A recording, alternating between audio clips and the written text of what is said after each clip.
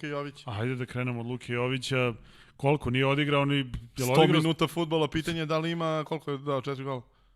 3 gola, da, oba puta je ušao sa klupe. Da.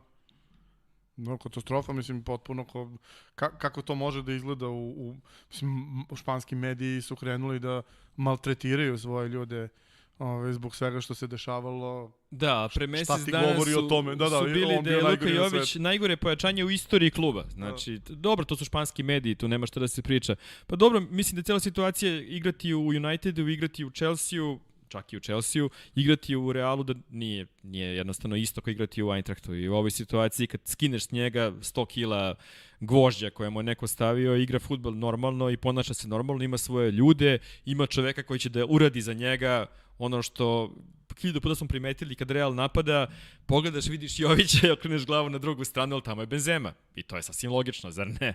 Tako da, videli smo sada primer kada je Mendy ušao u kazneni prostor, gde je apsolutno mnogo bolja situacija bila da on šutne.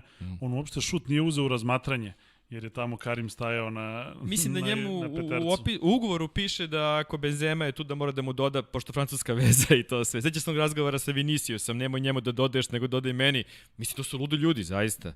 I sad u toj situaciji Luka Jović koji je stvarno pao sa neba tamo, baš nikakvu šansu nije imao, ali lepo. Mislim, zanima me kako će igrati kad bude bio starter.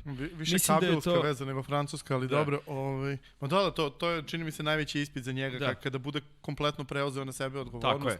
Jer on kako je igrao u Frankfurtu u ovom prethodnom ciklusu je zaista bilo fantastično, ali videli smo i Ale se dočekao u Holandiji trčeći, dakle očigledno je da je postojao problem u tome što su igrače koji nisu dobar fit vodili na mesta gde nisu fit, što govori o tome u kakvom stanju je generalno razumevanje fudbala i čak i da na najvišem nivou gomila klubova ne razume najosnovnije stvari o sebi, o tome kako oni sami funkcionišu. Ali čak i kad daš 50-60 miliona ne razumeš ništa. Ti dovedeš igrača koji se ne uklapa u to što ti hoćeš da radiš. Ti hoćeš da igraš jedan tip fudbala, dovedeš igrača za potpuno drugi tip fudbala i nema ništa lepše nego videti kako, eto, kada se vrati negde gde jeste fit, kako to sve može da funkcioniše i bit će jako lepo gledati Jovića u periodu koji